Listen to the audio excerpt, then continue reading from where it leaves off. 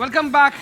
Indian police മനുഷ്യാവകാശ സംഘടന ഉപദേശകൻ തുടർച്ചയായി മർദ്ദന പരാതി ഉയരുന്ന ആലപ്പുഴ ഡിവൈഎസ്പി എം.ആർ. മധുബാബു മനുഷ്യാവകാശ സംഘടനയുടെ അഡ്വൈസർ ബോർഡ് അംഗം.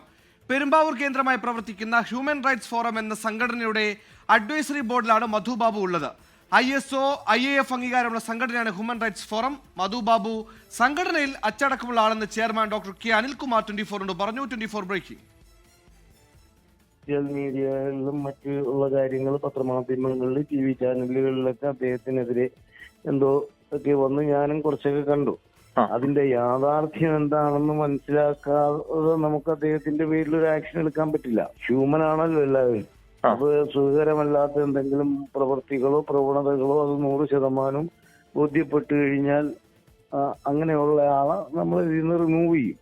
അദ്ദേഹത്തിന്റെ ഭാഗത്തുനിന്ന് ഇതുവരെ അങ്ങനെ ഒരു കാര്യം ഞാൻ വർഷങ്ങളായിട്ട് ഇദ്ദേഹത്തെ അറിയുന്നതാണ്. വിശ്വസിക്കാൻ പറ്റുക എന്ന് പറഞ്ഞാൽ 100% പിന്നെ അത് കറക്റ്റായിട്ട് കിട്ടിയാലേ എനിക്കത് വിശ്വസിക്കാൻ പറ്റുള്ളൂ. അമൽ സുരേന്ദ്രൻ കൊച്ചിയിൽ ചെയ്യുന്നു. അമൽ, ഈ പറഞ്ഞതുപോലെ ഇന്ത്യൻ പോലീസിന് സംഭവം NGO ആണെങ്കിലും എങ്ങനെ ആ മനുഷ്യാവകാശ സംഘടനയിൽ പ്രവർത്തിക്കാനാകുന്നു? ഇനി ഇതിലപ്പുറം എന്താണ് ആ പറയുന്ന സംഘടനയുടെ പ്രധാനിക്ക് ബോധ്യപ്പെടാനുള്ളത്?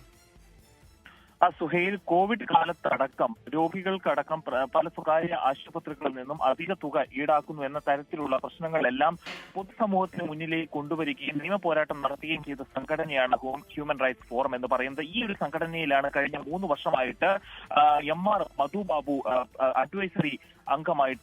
അഡ്വൈസറി ബോർഡിലെ അംഗമായിട്ട് പ്രവർത്തിച്ചു വരുന്നത്. ഇദ്ദേഹത്തിനെതിരെ മുൻപ് പരാതികൾ ഉയർന്നിട്ടുണ്ട്. അത് പ്രത്യേകിച്ചും ഈ കോടതിയിലടക്കം ഇദ്ദേഹത്തിനെതിരെയുള്ള ഈ മർദ്ദന പരാതി കേസായി എത്തുന്ന ഒരു സാഹചര്യം ഉണ്ടായിരുന്നു. ആ പരാതിയെക്കുറിച്ചെല്ലാം ഈ ഒരു കെ അനിൽകുമാർ എന്ന ഈ ഒരു സംഘടനയുടെ ചെയർമാന് അറിവുള്ള കാര്യവുമാണ്. പക്ഷെ ഇദ്ദേഹം പറയുന്നത് കുറുവ സംഘത്തെ പിടിക്കുന്ന കാര്യം പോലുള്ള സാഹസികമായിട്ടുള്ള കർത്തവ്യങ്ങളിൽ ഇടപെട്ട ഒരു ഉദ്യോഗസ്ഥനാണ് എം.ആർ.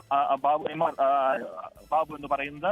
അപ്പോൾ ഇദ്ദേഹത്തിനെതിരെയായിട്ടുള്ള ഇത്തരത്തിലുള്ള ആരോപണങ്ങൾ വരുന്നുണ്ടെങ്കിലും ഒരു നിയമത്തിന്റെ മുൻപിൽ ഈ ആരോപണങ്ങളെല്ലാം തെളിയിക്കപ്പെട്ട ശേഷം മാത്രമേ സംഘടനയിൽ നിന്ന് ഇദ്ദേഹത്തെ പുറത്താക്കാൻ സാധിക്കൂ എന്നാണ് ചെയർമാന്റെ ഭാഗത്തു നിന്നുള്ള വിശദീകരണങ്ങൾ വരുന്നത്.